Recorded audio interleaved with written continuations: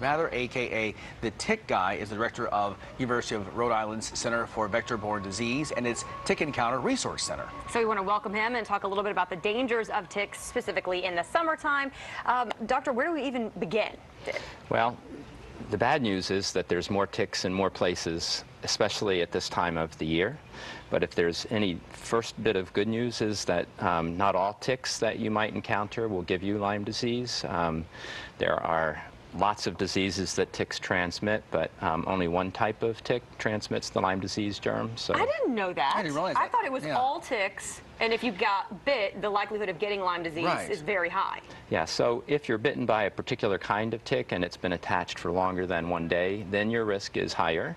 But, you know, the most dangerous tick, however, is the one that most people can't see. And you've actually brought some. They are contained. So these are the larger American dog ticks, and a lot of people see them. They often crawl to the top of your head. Hold them up. So you can hold them up here. You pull them off, and generally, you know, only about 1 in 250 of those are infected with the germ that causes Rocky Mountain spotted fever, but not Lyme disease. I did not know that. It's these tiny little nymphal stage ticks that are active right now. Okay, so these we're going to try to show, but they're so tiny, it's tough to see them with. Well, a better way of thinking about it is to think about a poppy seed on a poppy seed bagel, and there are actually 6 of those nymphs on here. Are the ones dead that are on here? These are, yeah. Okay, so I can touch this. But this is an interesting perspective to show just how tiny they are. They're the size of poppy seeds. Remind yourself that ticks are that small, and they start low. They latch on at your shoe level and crawl up, and so these are so small they rarely get above your belt line. You would never know. And we were talking before, there's really no, you know, there's a mosquito repellent you can spray on, but that doesn't really work for ticks. Yeah, I mean, it's better than nothing, I suppose, but it just doesn't seem to work against ticks the same way as it does against mosquitoes. But there's an easier solution.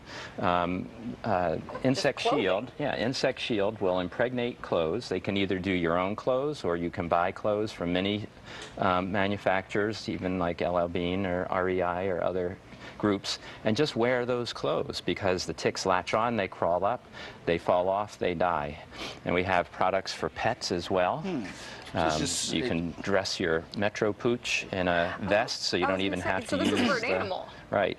So you can put this gaiter around their neck, or you can give them a safety harness to wear, and that would help keep them safe as well. And we were just talking, it seems like the discussions about Lyme disease, it seems like we're talking about that more frequently these days, and I asked you if you think that there are more cases being diagnosed or if it's just being discussed more, and you said you still don't think it's being talked about enough. Right.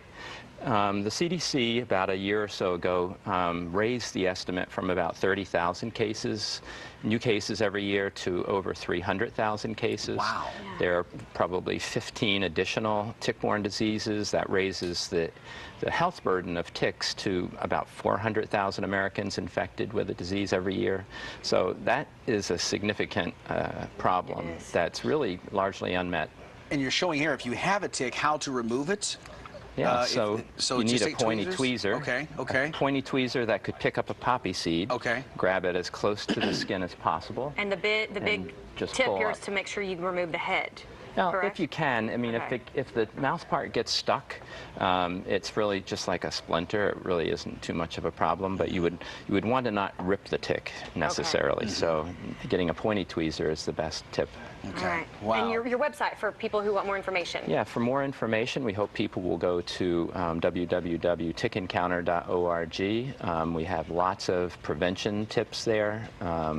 Also tools for helping you identify ticks, so that you get to the right place when you need to, and not worry unnecessarily if you don't need to. And be safe. Especially as folks get out around Rock Creek Park and Great Falls, go hiking. So good advice. Thank you very much. Just get dressed in the morning and in tick repellent clothes, and you'll be all set. Good to go. All right. Okay. Thank you so much, Dr. Mather. Appreciate it. Thank you. Appreciate that. Thanks so much.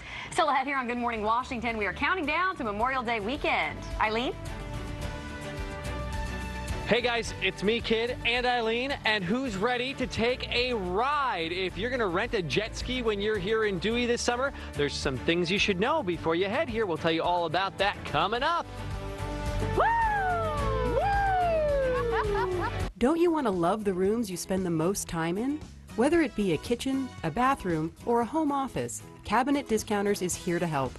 We realize designing your new space can feel overwhelming, and that's why we offer free consultations with our experienced designers at all of our 7 showrooms. They'll sit down with you and help to